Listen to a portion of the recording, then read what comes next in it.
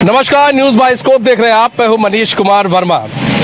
तो एक बार फिर से भारत रत्न की जो मांग है वो एक बार फिर से जोर पकड़ती जा रही है, लेकिन इसमें भी कुछ समझना होगा। अब हम थोड़ी चीज इसमें आपको समझाते हैं। अभी तक मांग जोर पकड़ ली थी, लेकिन अब जिस तरह से जितेंद्र राम मांझी ने बयान दिया उसके बाद तो जो सियासी दल है वो थोड़ा से सकपका गए। सकपका इसलिए गए हैं क्योंकि अब ये कहा जा रहा है कि क्या नेता जो है, क्या नेताओं को पढ़ना थोड़ा नहीं चाहिए कि आखिर भारत रत्न जो है किसको किसको मिल सकता है। ये क्यों कह रहे हैं हम, इसके बारे में भी हम चर्चा करेंगे। चूंकि जितेंद्र राम मांझी ने एक बयान दिया है, उन्होंने कहा है कि भाई भारत रत्न जो है नीतीश कुमार को क्यों मिलेगा, ये तो मरणोपरांत मिलना चाहिए। लेकिन शायद जितेंद्र राम मांझी ये भूल गए हैं कि जो आपका भारत रत्न है, भारत रत्न जानते हैं किसको मिलता है। भारत रत्न मरणोपरांत भी दिया जाता है और जो लोग जीवित हैं उनको भी मिलता है भारत रत्न, और अपने कार्य क्षेत्र में उन्होंने काम किया उनको भी भारत रत्न दिया जाता है। ये शायद जितेंद्र राम मांझी भूल गए। लेकिन अब भारत रत्न की मांग की बात हमने की तो अब आरजेडी कह रही है कि भैया लालू यादव को भी भारत रत्न से सम्मानित करना चाहिए। चलिए अब इसी पर आज हम चर्चा करेंगे, यही हमारा विषय है। हमारे साथ एस के राजीव जी है, संपादक, बिहार संपादक। एस के राजीव जी, यहाँ पर बात की जाए भारत रत्न की, जो एक तरफ से आरजेडी से डिमांड आ रही है कि भाई लालू प्रसाद यादव को भी भारत रत्न मिलना चाहिए, और जो जितेंद्र राम मांझी है वो कह रहे हैं कि नीतीश कुमार को क्यों भारत रत्न मिलेगा, ये तो मरणोपरांत मिलता है। क्या उनको ये चीज़ नहीं पता है, टेक्निकल चीज़ नहीं पता है? अगर नहीं पता है तो क्या मीडिया से दूरी नहीं बनानी चाहिए इस तरह के बयान देकर, क्योंकि इस तरह के बयान कहीं ना कहीं उनके फिर क्षमता, उनकी बौद्धिक क्षमता पर सवाल उठाते हैं। मनीष जी, बिहार के राजनीतिज्ञ कितने बौद्धिक रूप से, उनकी क्या क्षमता है, ये टाइम टू टाइम बिहार के नेता जो हैं वो बताते रहते हैं। और जितेंद्र राम मांझी ने एक बार फिर से यह बता दिया है। और देखिए कि केंद्रीय मंत्री हैं और आज से 4 दिन पहले जाकर नीतीश जी से मिले थे और उन्होंने मुख्यमंत्री का धन्यवाद दिया कि भाई गया आप आ रहे हैं। हायर एजुकेशन के मामले को लेकर के वो मिले थे और उसमें मुख्यमंत्री ने अपनी सहमति जताई है। और फिर उसी जितेंद्र राम मांझी का एक बयान आता है और वो कहते हैं कि भाई जो भारत रत्न है ये तो मरणोपरांत दिया जाता है। बड़ा ह्यूमरस है, बड़ा हास्यास्पद है ये बयान। और जितेंद्र राम मांझी जो कि कैबिनेट में मंत्री हैं, केंद्रीय कैबिनेट में मंत्री हैं, हम के राष्ट्रीय अध्यक्ष रहे हैं, यहाँ पर मुख्यमंत्री रहे हैं बिहार में, और उनकी तरफ से ये बयान अगर दिया जा रहा है तो इसका मतलब है कि मांझी जी को ये चीज़ नहीं पता है कि भारत रत्न, पद्म विभूषण, पद्म भूषण या जितने भी तरह के रत्न हैं राष्ट्रपति जी के द्वारा जो सम्मानित किया जाता है उसके विषय में उनको जानकारी नहीं है, इसलिए उन्होंने इस तरह की बयानबाजी की। और उसके बयान के बाद आप देखे होंगे कि नीरज जी का एक बयान आता है और नीरज जी कहते हैं कि भाई मांझी जी का हम लोग सम्मान करते हैं। लेकिन देखिए एक चीज़, मांझी जी ने यह कहा है कि नीतीश कुमार को भारत रत्न मिलना चाहिए। हो सकता है कि इसको आप स्लिप ऑफ टंग कह सकते हैं कि भाई मरणोपरांत उन्होंने कह दिया, क्योंकि उनको लगता होगा कि भाई स्वर्गीय राजीव गांधी या जितने भी लोग हैं उनको मरणोपरांत मिला है। लेकिन उनको इस बात की उनको यह याद नहीं होगा कि अभी हाल के ही दिनों में इसी सरकार ने सचिन तेंदुलकर को भारत रत्न दिया है और कई ऐसे उदाहरण हैं। तो मुझे लग रहा है कि मांझी जी इसका स्लिप ऑफ टंग होगा। ऐसा नहीं है कि मांझी जी जानबूझ कर कैसा बोले होंगे, चूंकि उन्होंने नीतीश कुमार के काम की तारीफ की। उन्होंने यह भी कहा है कि नीतीश जी ने वाकई में बिहार में जितना काम किया है अभी तक वो शायद ही कोई मुख्यमंत्री सोच सकता है। 2005 से लेकर के अभी तक बिहार जो है लगातार विकास के मामले में आगे बढ़ता जा रहा है। जीडीपी बिहार का जो है पहले की तुलना में अगर आप देखेंगे तो काफ़ी बढ़ा है। बिहार के किसी कोने में आप जाइए, वहाँ से 6 घंटे में आप पटना पहुँच जाएंगे। तो इस तरह के बहुत सारे ऐसे काम है। लॉ एंड ऑर्डर की स्थिति को नीतीश कुमार ने सुधारा। तो ऐसे कई मुद्दे हैं जिन मुद्दों को लेकर के नीतीश कुमार को वाकई में विकास पुरुष भी इस इलाके में कहा जाता है। तो ये देखिए, और ये मांग कोई मांझी जी की तरफ से नहीं की गई, बल्कि ये मांग पिछले साल मुझे याद है कि जिस समय जेडीयू और आरजेडी की सरकार हुआ करती थी उस समय ये मांग जेडीयू की तरफ से की गई थी। और जो तेजस्वी यादव और जो आरजेडी आज विरोध कर रही है वही आरजेडी ने सपोर्ट किया था। और आरजेडी ने कहा था कि भाई केंद्र में तो मोदी जी की सरकार है, मोदी जी तो काम भी किए हैं नीतीश कुमार के साथ। अटल बिहारी वाजपेयी ने ही नीतीश जी को मुख्यमंत्री बनाया था, भाई इनको क्यों नहीं मिलेगा भारत रत्न। लेकिन देखिए आज राजनीति की क्या विडंबना है कि वही आरजेडी आज विरोध कर रही है। हम लोग अभी आरजेडी और बीजेपी कार्यालय के ठीक बीच में है। यही आरजेडी की तरफ से अभी थोड़ी देर पहले बयान आया है और यह कहा है कि भाई नीतीश कुमार का तो कोई योगदान ही नहीं है, तो लालू यादव का योगदान है इस समाज में। उन्होंने सामाजिक एकता की मिसाल कायम की है, उन्होंने पिछड़ों अति पिछड़ों को आवाज़ दिया है मुंह में, तो भाई लालू यादव को मिलना चाहिए भारत रत्न। तो देखिए दरअसल में है क्या कि आपको याद होगा कि जब पिछले साल जनवरी में बिहार के कर्पूरी ठाकुर को भारत रत्न दिया गया, चौधरी चरण सिंह को भारत रत्न दिया गया, तो उसके बाद से एक विपक्ष जो है वो एक जनरल फेनोमेना बनाने की विपक्ष के द्वारा कोशिश की गई कि भाई बीजेपी को जिससे लाभ लेना होता है उसको भारत रत्न दे दीजिए अब, और अगर आपको भी लगता है कि आप बीजेपी के लिए लाभदायक साबित हो सकते हैं चुनाव में, तो फिर आप भी अर्जी दीजिए, दरखास्त दीजिए, आपको भी भारत रत्न मिल जाएगा। तो सवाल यह नहीं है कि भारत रत्न नीतीश कुमार जैसे व्यक्ति को भारत रत्न मिलना चाहिए या नहीं मिलना चाहिए, इसके लिए केंद्रीय कैबिनेट है, वो वहाँ तय करेगी, पीएमओ में फाइल गया हुआ है, प्रधानमंत्री तय करेंगे। लेकिन सवाल यह है कि अगर नीतीश कुमार का नाम आ रहा है तो फिर इतनी है तौबा क्यों?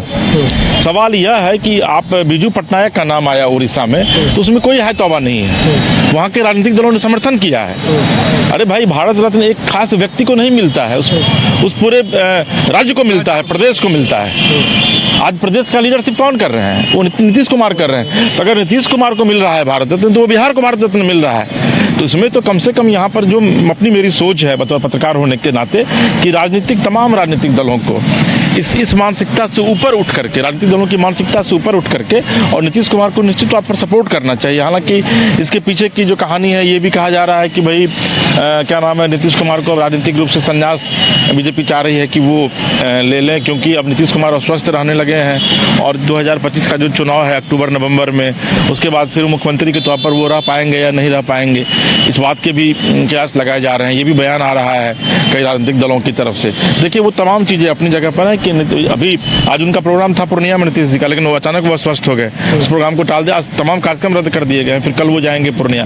तो देखिए वो शारीरिक रूप से अस्वस्थ होना ये हमारे आप किसी के हाथ में है नहीं, कौन व्यक्ति कब बीमार पड़ जाएगा, कौन व्यक्ति मानसिक रूप से कब बीमार पड़ जाएगा, कौन शारीरिक रूप से। लेकिन अगर नीतीश कुमार को लेकर के एक इनिशिएटिव ये लिया गया है केंद्र सरकार के द्वारा, तो निश्चित तौर पर इसका स्वागत बतौर पत्रकार मुझे लगता है कि सबको करना चाहिए। बतौर पत्रकार आपको लगता है सबको करना चाहिए, करना भी चाहिए, लेकिन यहाँ पर आरजेडी कह रही है लालू प्रसाद यादव को दिया जाना चाहिए।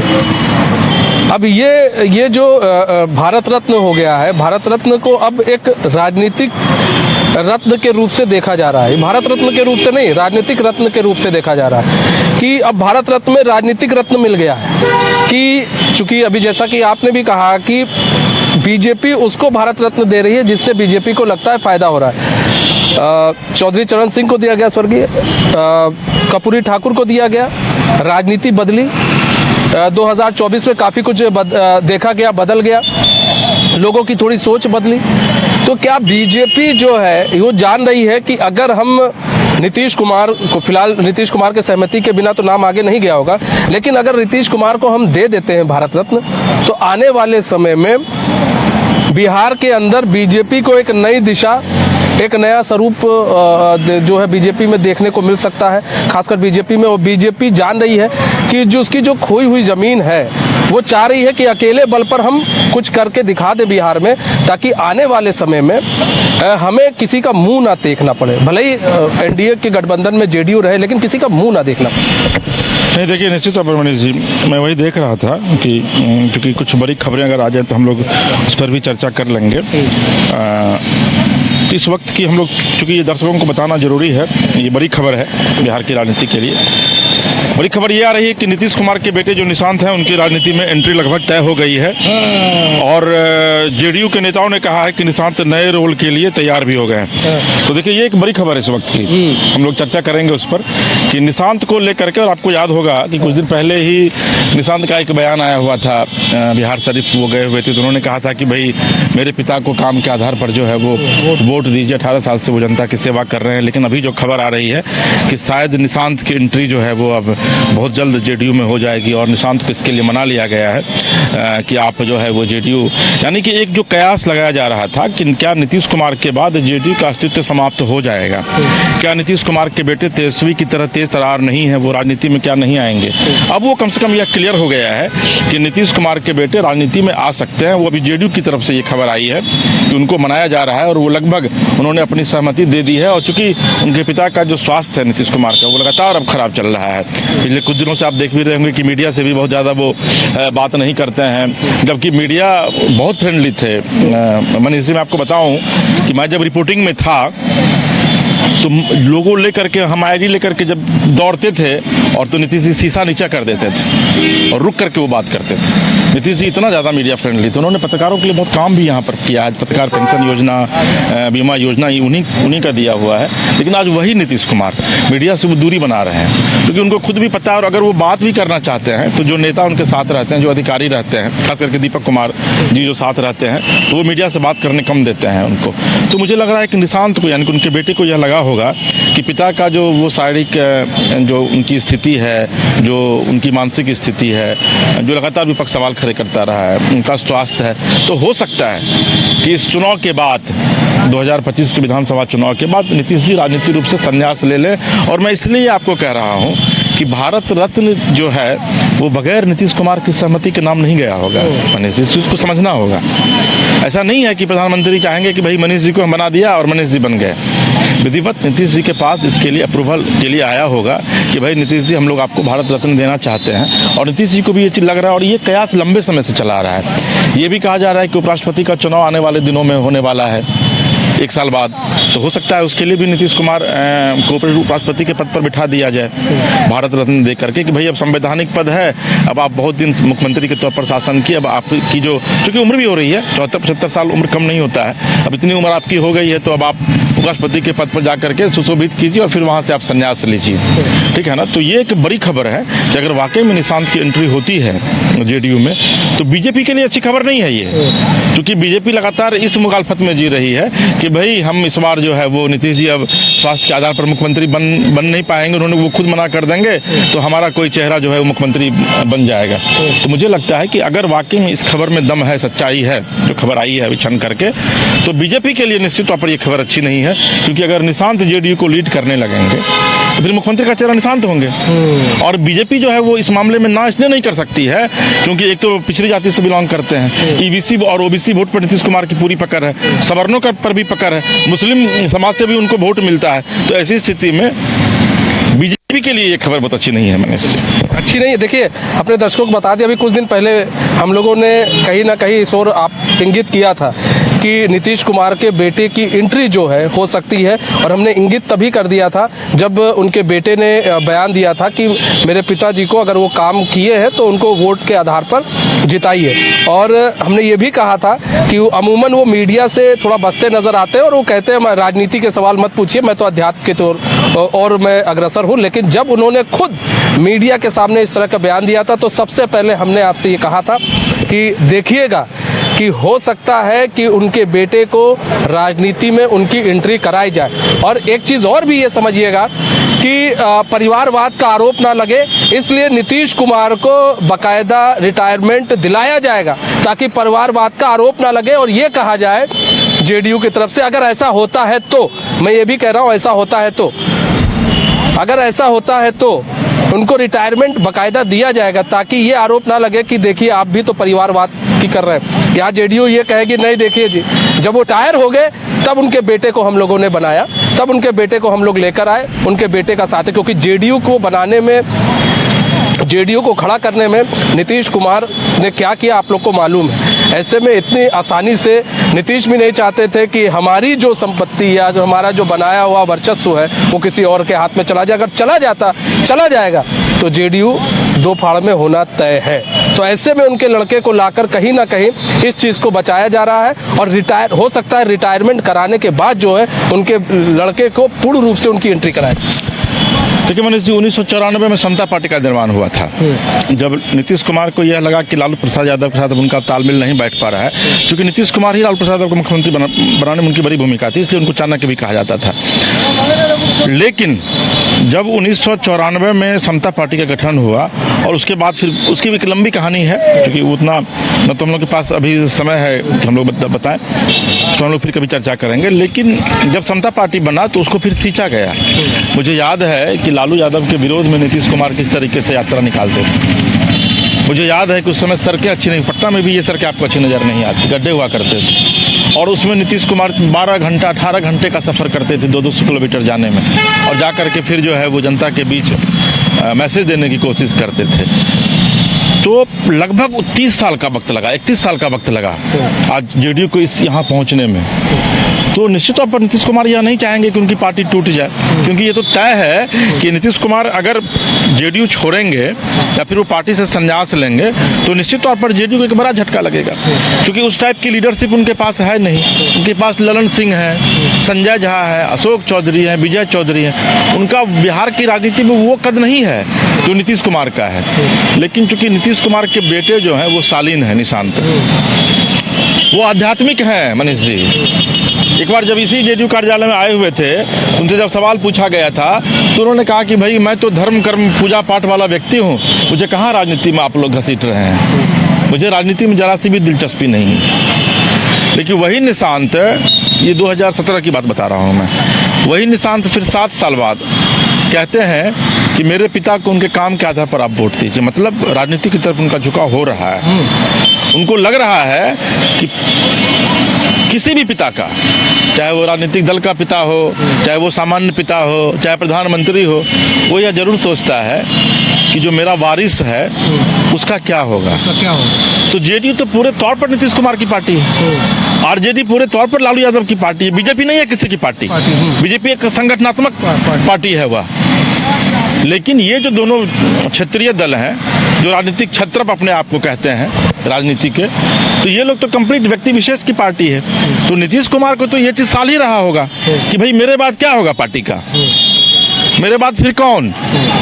लेकिन चूंकि नीतीश कुमार बहुत मैच्योर पॉलिटिशियन है, उनको पता है कि खुद मुख्यमंत्री रहते हुए अगर मैं अपने बेटे को लाऊंगा दल में तो मेरे ऊपर सवाल खड़े होंगे। और मैं खुद को कर्पूरी का चेला कहता हूँ, मैं खुद को जेपी का चेला कहता हूँ।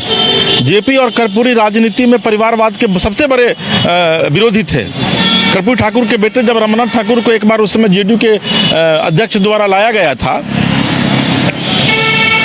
तो कर्पूरी ठाकुर ने विरोध कर दिया था अपने अध्यक्ष का।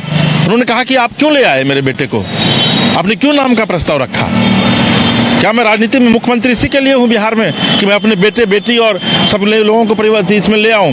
कर्पूरी ठाकुर ताउम्र विरोध करते रहे। तो नीतीश कुमार खुद को उनका चेला कहते हैं, और अगर वो ले आते हैं तो फिर एक मैंडेट भी, एक मैसेज जाएगा जनता के बीच कि भाई नीतीश कुमार और लालू यादव में क्या फर्क है, दोनों तो एक ही सिक्के के दो पहलू हैं। तो यही वजह है कि नीतीश कुमार अब, और मैं आपको फिर कहता हूं मनीष जी कि जो ये अभी प्रपोजल दिया गया है, उस प्रपोजल देने के पीछे भी कहानी यही है, पटकथा यही लिखी गई है कि भाई आने वाले दिनों में नीतीश कुमार राजनीति से संन्यास लेंगे, उनको भारत रत्न दिया जाएगा और हो सकता है 15 अगस्त को दे दिया जाए और उनके बेटे की इसमें एंट्री होगी। नहीं, यहाँ पर एक चीज़ और भी तो होगा। यहाँ पर देखिए एंट्री, कपड़ा अपना उतार लो, बहुत गर्मी लग रही है। हाँ, गर्मी तो है, चुनचुनी बहुत हो गई है गर्मी में, बिल्कुल आप अपने जैकेट को उतार लीजिए। तो देखिए यहाँ पर एक चीज़ और भी है, दर्शकों को बता दें कि जिस तरह से नीतीश कुमार के बेटे की एंट्री की हम लोग बात कर रहे हैं, और देखिए उसी पर चर्चा, क्योंकि एक बहुत अहम बात हो गई है यहाँ पर। अगर हम बात करें तो अभी यहाँ पर बात की जाए तो अभी कहीं ना कहीं जेडीयू भी अभी थोड़ा थमेगी, क्योंकि इलेक्शन होने वाले हैं। क्योंकि वोट जो है, जो पिछड़े या अति पिछड़ों का वोट मिलता है जेडीयू को मिलता है, जिस पर पकड़ है मुस्लिम वोटर्स भी है, वो अभी थोड़ा हो सकता है थमे। क्योंकि वो इसलिए भी थम सकती है कि वो चाह रही है कि हम नीतीश के चेहरे पर चुनाव लड़ लें, उसके बाद अगर एनडीए आ जाती है उसके बाद लड़के की एंट्री हम करा देंगे। भले ही हो सकता है कि उनको जो है सदस्यता दिला दी जाए, लेकिन अभी फिलहाल जो है ये कोशिश शायद जेडीयू की रहे कि नहीं, हम लड़ेंगे तो नीतीश के चेहरे पे। क्योंकि अगर लड़के की एंट्री पर अगर आप करवा लेते हैं तो फिर आप चेहरे पर चुनाव नहीं लड़ सकते। फिर तो यहाँ पर ये हो जाएगा कि फिर लड़के को दौड़ना पड़ेगा, फिर लड़के के चेहरे पर चुनाव हो जाएगा, बहुत सारी चीज़ें हो जाएंगी। नहीं मनीष, मैं आपकी इन बातों से इसलिए इत्तेफाक नहीं रखता हूँ कि मुझे लगता है कि निशांत को चुनाव में ही प्रोजेक्ट किया जाएगा। चुनाव नीतीश कुमार के चेहरे पर ही लड़ा जाएगा, लेकिन निशांत को इसलिए चुनाव के पहले प्रोजेक्ट किया जाएगा ताकि जनता के बीच यह मैसेज, और जनता एक चीज़ जान लीजिए, आप बिहार में अगर आप जातिगत, चूँकि बिहार उत्तर प्रदेश ये दोनों प्रदेश की जो राजनीति होती है ना, वो जाति आधारित राजनीति है। तो बिहार में यादव के बाद अगर सबसे कोई किसी जाति की आबादी सबसे ज़्यादा है तो वो कोयरी कुर्मी है, जिसको हम लोग लव कुश कहते हैं, कुशवाहा कहते हैं। तो अगर उसका 7-8% जो वोट है उसको किस तरीके से अपने पाले में लाया जाए, और कुशवाहा समाज को भी यह लगेगा कि भाई नीतीश जी के चेहरे पर चुनाव लड़ा जा रहा है, नीतीश जी नेतृत्व कर रहे हैं, लेकिन अपने बेटे अब उनको भी वो इसलिए ले आए हैं। हो सकता है कि सार्वजनिक मंच वो शेयर नहीं करेंगे नीतीश जी अपने बेटे के साथ, लेकिन अपने बेटे को चुनाव प्रचार में वो लगा सकते हैं। और बेटे के पास और कोई ज़्यादा शब्द हो कि नहीं, उतना बेटा जरूरी कह सकता है मन से भी कि भाई 18 साल जो उन पिताजी ने आपके ऊपर शासन नहीं किया है, बल्कि जो आपकी सेवा की है उसके आधार पर उनको वोट कीजिए। मुझे लग रहा है कि कमोबेश यही स्ट्रेटेजी बनाने की पूरी कोशिश की जा रही है, और इसी स्ट्रेटेजी पर आप देखिएगा कि जेडीयू काम भी करेगी।